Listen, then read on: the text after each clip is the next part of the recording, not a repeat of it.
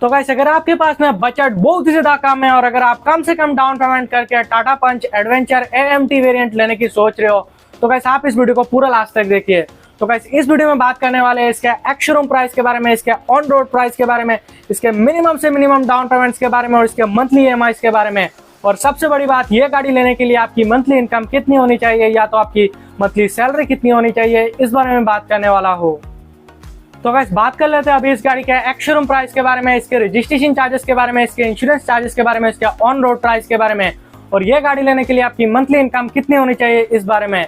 तो गाइस सबसे पहले बात कर लेते हैं इस गाड़ी के एक्स-शोरूम प्राइस के बारे में। तो गाइस इस गाड़ी का जो कि एक्स-शोरूम प्राइस है वो है 7,59,900 रुपीज।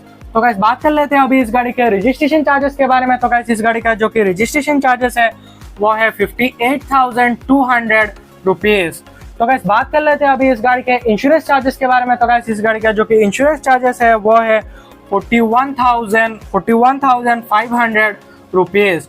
तो गाइस अगर आप मान के चले कि आपका जो कि ऑथर चार्जेस है वो अगर 2500 रुपीज लगेगा तो आपके गाड़ी का टोटल प्राइस निकल के आता है जो कि है 8,62,100 रुपीज, जो कि आपका ऑन रोड प्राइस रहने वाला है। तो गाइस इस हिसाब से जो कि आपका मंथली इनकम है वो कम से कम होना चाहिए 55,000 रुपीज।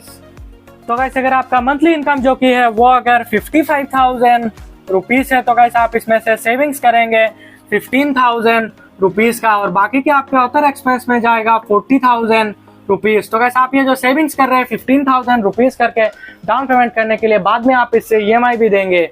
तो गाइस अगर आप सेविंग्स करते हैं 15,000 रुपीज करके और अगर आप इसको सेविंग्स करते हैं 7 मंथ तक तो उसके बाद में आपके पास में आता है 1,05,000 रुपीज। तो गाइस इस गाड़ी का जो मिनिमम डाउन पेमेंट है वो है 1,01,000 रुपीज। तो गाइस अगर आप इसमें से 1,05,000 रुपीज में से अगर आप डाउन पेमेंट करते हैं 1,05,000 रुपीज का और अगर आप इसको 9% इंटरेस्ट रेट के हिसाब से 7 साल के लिए फाइनेंस करवाते हैं तो आपका जो मंथली ईएमआई है वो निकल के आता है 12,181 रुपीज। और वही पे अगर आप इस गाड़ी को अगर 5 साल के लिए फाइनेंस करवाते हैं तो आपका जो मंथली ईएमआई है वो निकल के आता है 15,716 रुपीज।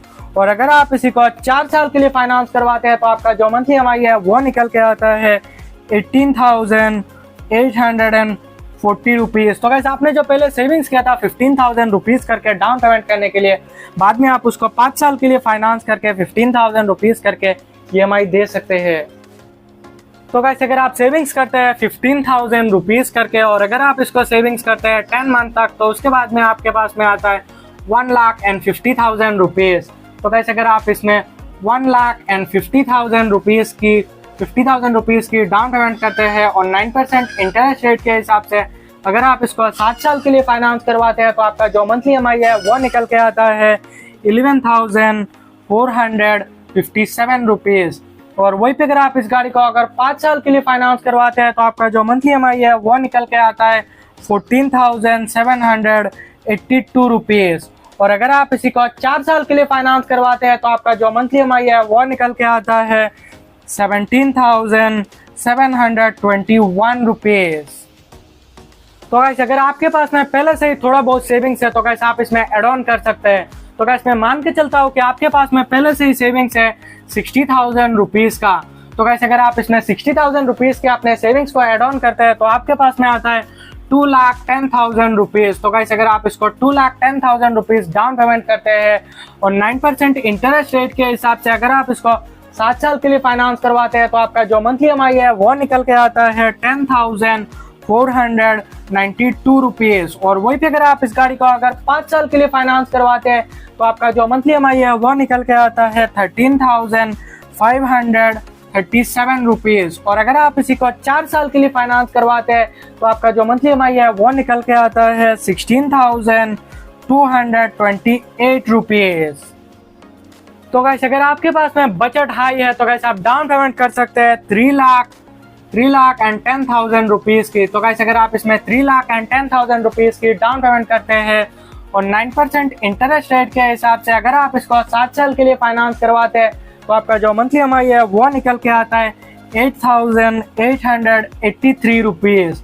और वहीं पे अगर आप इस गाड़ी को अगर 5 साल के लिए फाइनेंस करवाते हैं तो आपका जो मंथली EMI है वो निकल के आता है 11,461 रुपीज़। और अगर आप इसी को 4 साल के लिए फाइनेंस करवाते हैं तो आपका जो मंथली EMI है वो निकल के आता है 13,739 रुपीज़।